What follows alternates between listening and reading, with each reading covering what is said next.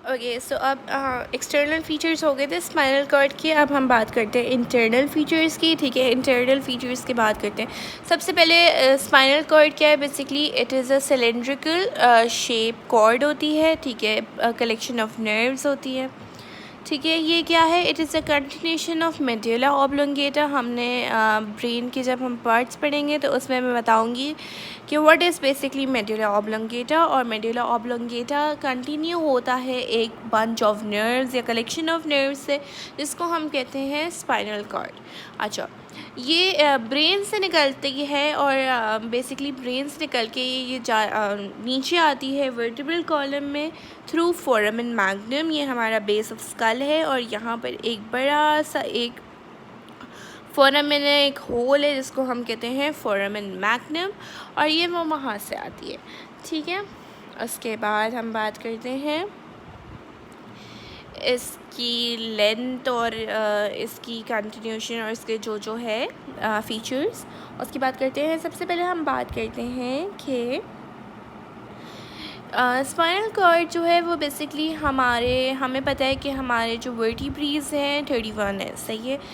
और spinal cord बिल्कुल and तक नहीं जाती है। स्पाइनल कॉर्ड ख़त्म हो जाती है at the level of L1 and L2 in adults. ठीक है, अब जब हम बच्चे होते हैं तो हमारा साइज़ छोटा होता है। ठीक है, स्पाइनल कॉर्ड उतनी की उतनी रहेगी। ठीक है, स्पाइनल कॉर्ड जब हम बेबीज़ होते हैं तो हमारे स्पाइनल कॉर्ड का जो लेवल होता है वो बिल्कुल एंड तक होता है। ठीक है, कॉक्सिक्स तक होता है। लेकिन जब हम जैसे जैसे हम ग्रो होते हैं, जैसे जैसे हम बढ़ते हैं, ठीक है, तो स्पाइनल कॉर्ड बढ़ती है लेकिन उतनी तेज़ी से नहीं बढ़ती जितनी तेज़ी से हमारी हाइट बढ़ रही है। तो थर्ड मंथ ऑफ फीटस में, जब हम थर्ड मंथ ऑफ प्रेगनेंसी होता है तो उस वक्त कहते हैं फीटस की जो स्पाइनल कॉर्ड की जो लेंथ होती है वो पूरी होती है, यानी वो कॉक्सिक्स तक होती है। ठीक है, लेकिन जब हम जब बेबी ग्रो होना स्टार्ट होता है तो उसकी लेंथ इंक्रीज़ होती है, उसकी हाइट इंक्रीज़ होती है, लेकिन स्पाइनल कॉर्ड इंक्रीज़ नहीं होती। स्पाइनल कॉर्ड इंक्रीज़ होती है लेकिन उस हिसाब से नहीं होती जिस हिसाब से हमारी लेंथ इंक्रीज़ हो रही होती है, हमारी हाइट इंक्रीज़ हो रही होती है। तो इन एडल्ट्स में क्या होता है कि L1 या L2 के लेवल पर स्पाइनल कॉर्ड एंड हो जाती है। तो अगर स्पाइनल कॉर्ड एंड हो जाती है तो क्या मतलब हमारा जो बाकी रीजन्स हैं L2 के नीचे, जितने भी रीजन्स हैं लंबर के नीचे, क्या वो स्पाइनल कॉर्ड सप्लाई नहीं करती? So let's study about this. ठीक है, अच्छा, एक और बात इम्पॉर्टेंट है, स्पाइनल कॉर्ड जब हमारी बर्थ होती है तो स्पाइनल कॉर्ड किसके लेवल पे होती है? L3 के। लेकिन जब हम बड़े हो जाते हैं, जब हम एडल्टहुड में आ जाते हैं तो स्पाइनल कॉर्ड L1 और L2 के दरमियान में लेवल होता है, उसमें वहाँ तक होती है। ठीक है, स्पाइनल कॉर्ड के 31 सेगमेंट्स होते हैं। 8 सर्वाइकल, मैं बता देती हूँ इधर, yes. So, there are 8 cervical segments, 12 thoracic, 5 lumbar, 5 sacral and 1 coccygeal। ठीक है, उसके बाद अच्छा, ईच सेगमेंट, एक सेगमेंट, सपोज़ ये हमारा 1 सेगमेंट है, ठीक है, हर एक सेगमेंट की अपनी नर्व होगी, अपनी आर्टीरियल सप्लाई होगी, अपनी वेनस ड्रेनेज होगी, एक एक सेगमेंट से अलग अलग नर्व्स निकल रहे होंगे। ठीक है, उसके बाद हम बात करते हैं स्पाइनल कॉर्ड की 2 इनलार्जमेंट्स होती हैं।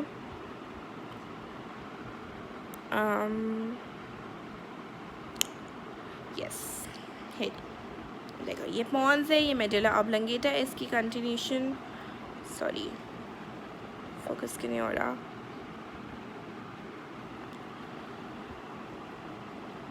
सॉरी, ये पॉन्स है, ये मेडुला ऑब्लोंगेटा है, ये इसकी कंटिन्यूशन स्पाइनल कॉर्ड है।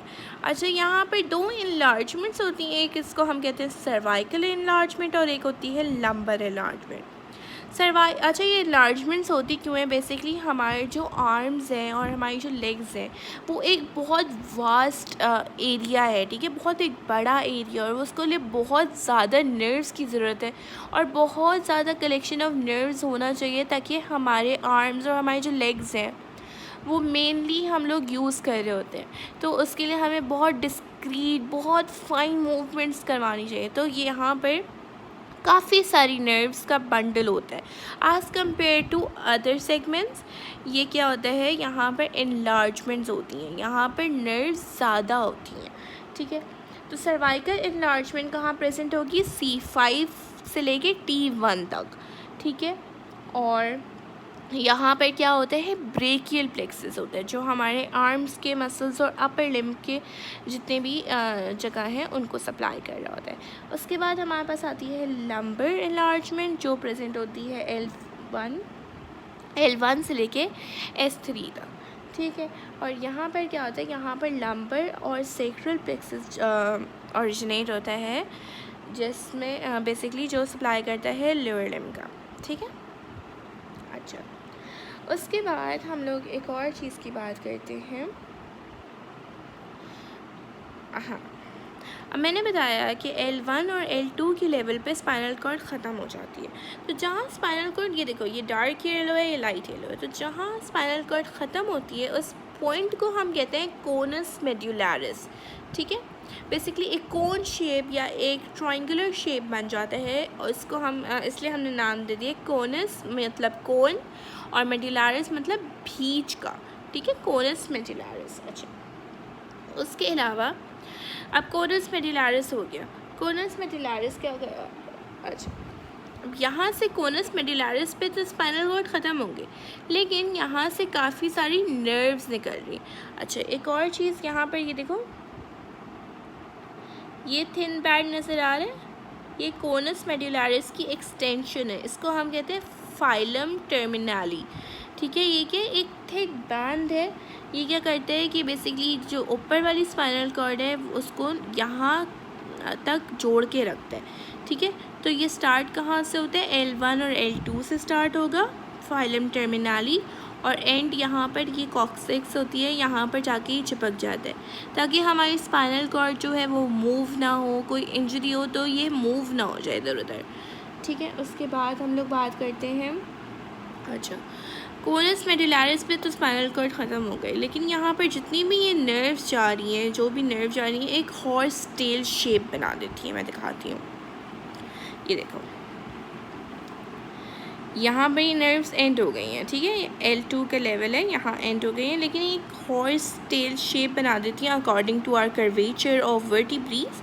तो उस हॉर्स टेल को हम कहते हैं कॉर्डा इक्वाइना। यहाँ पर देखो, यहाँ हमारी एंड हो गई है, ये कोनस मेड्यूलरिस है, ठीक है, ये हमारा फाइलम टर्मिनाली जा रहा है, और ये एक हॉर्स टेल बन रही है। हॉर्स टेल को हम कहते हैं कॉर्डा इक्वाइना। कॉर्डा इक्वाइना कुछ भी नहीं है, it is basically a collection of nerves below the conus medullaris, यानी कोनस मेड्यूलरिस के नीचे जितनी भी नर्व का कलेक्शन होगा उसको हम कहते हैं कॉर्डा इक्वाइना, ठीक है। अच्छा, उसके बाद हम बात करने हैं स्पाइनल कॉर्ड के फीचर्स के, ठीक है। स्पाइनल कॉर्ड के अंदर एक्सटर्नल की बात नहीं कर रही हूँ, ये इंटरनल फीचर है कि यहाँ पर दो तरह के डिप्रेशंस होते हैं। सबसे पहले हम बात करते हैं एंटीरियर डिप्रेशन, जिसको हम कहते हैं वेंट्रल मीडियन डिप्रेशन या एंटीरियर मीडियन डिप्रेशन, ठीक है। ये डीप ग्रूव है और ये पूरे स्पाइनल कॉर्ड के मतलब सर्वाइकल से लेके कॉक्सीजियल तक ये रन करेगा, ठीक है। उसके बाद हम बात करते हैं पोस्टीरियर मीडियन सर्कस। अच्छा, पोस्टीरियर मीडियन सर्कस या डॉर्सल मीडियन सर्कस जो है वो सर्वाइकल से लेके लंबर तक एंड हो जाएगा, वो बाकी जगहों पे नहीं प्रेजेंट होगा, ठीक है। अब हम मेनिंजेस की बात करते हैं। मेनिंजेस की हम ऑलरेडी बात कर चुके हैं, तो मैं इतना डिटेल में नहीं जाऊंगी इसके बारे में, ऑलरेडी मेनिंजेस का लेक्चर है। अच्छा, स्पाइनल कॉर्ड की मेनिंजेस और ब्रेन की मेनिंजेस पूरी सेम है, सिर्फ 2-3 इंपॉर्टेंट चीज़ें हैं यहाँ पर जो मैं डिस्कस करूँगी, इसलिए मैं मेनिंजेस का बहुत डिटेल में नहीं जाऊँगी। आपको जाना है तो आप लेक्चर देख लेना, ठीक है। 3 तरह की मेनिंजेस प्रेजेंट होती है। मेनिंजेस बेसिकली क्या होती है, लेयर्स होती हैं, ड्यूरा मैटर, एरेक्नोइड मैटर और पाया मैटर, ठीक है। ड्यूरा जो होती है सबसे बाहर की होती है, मैं जल्दी पढ़ा रही हूँ क्योंकि मैं ऑलरेडी इसको बहुत डिटेल में डिस्कस कर चुकी हूँ। अच्छा, ड्यूरा मैटर के बाहर एक स्पेस होती है जिसको हम कहते हैं एपीड्यूरल या एक्स्ट्रा ड्यूरल स्पेस। अब ड्यूरा मैटर और एरेक्नोइड मैटर के बीच में स्पेस होगी जिसको हम कहेंगे सब ड्यूरल स्पेस। एरेक्नोइड मैटर और पाया मैटर के बीच में होगी जिसको हम कहते हैं सब एरेक्नोइड स्पेस। ठीक है, यहाँ पर एक और इम्पॉर्टेंट बात ये है कि ड्यूरा मैटर जो है वो बेसिकली हमारे लेवल एंड हो जाती है S2 पे, और एरेक्नोइड मैटर भी एंड हो जाती है at the level of S2। ठीक है, ड्यूरा मैटर और एरेक्नोइड मैटर क्या करती हैं कि ये वेंट्रल और डोर्सल रूट्स को कवर करती हैं। यहाँ पर नहीं, यहाँ पर नहीं, मैं एक सेकेंड,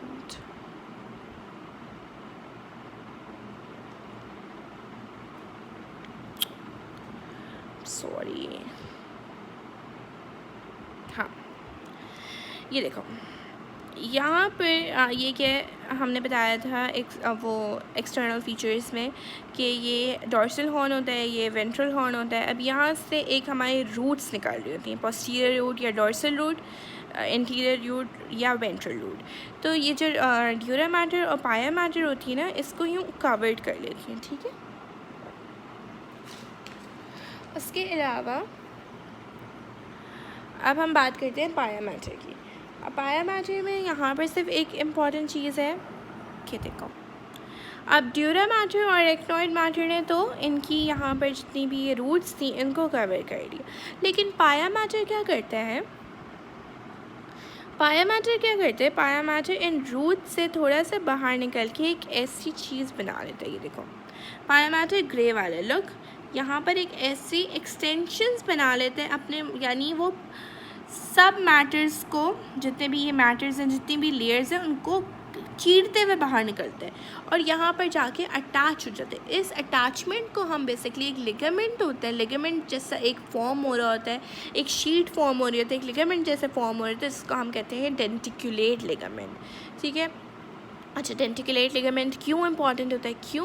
क्योंकि जो पाया मैटर है और जो पाया मैटर के अंदर जो बेसिकली हमारे पास जो स्पाइनल कॉर्ड जा रही है वो बाकी मैटर से अटैच्ड रहे, वो डी अटैच ना हो जाए। ठीक है, और इस पर एक और इम्पॉर्टेंट यहाँ पर बात है, जब भी हम CSF का हम लोग टेस्ट करते हैं, CSF को एक्सट्रैक्ट करते हैं, तो वो बेसिकली लंबर पंक्चर कहलाती है वो क्या कहते हैं टेक्निक। ठीक है, और लंबर पंक्चर कहाँ पर होता है? L3 और L4 के दरमियान में। ठीक है, ये L3 और L4 के दरमियान में हम यहाँ पर नीडल इंसर्ट करते हैं और यहाँ पर हम मैटर क्या कहते हैं हम सिरिंज इंसर्ट करते हैं और यहाँ पर हम लोग जो CSF होता है इसको एक्सट्रैक्ट करते हैं। अच्छा, ये अगर पूछा जाता है वैसे ये नंबर 3 और 4 के दरमियान में क्यों है? इससे ऊपर क्यों नहीं हो सकता? इससे नीचे क्यों नहीं हो सकता?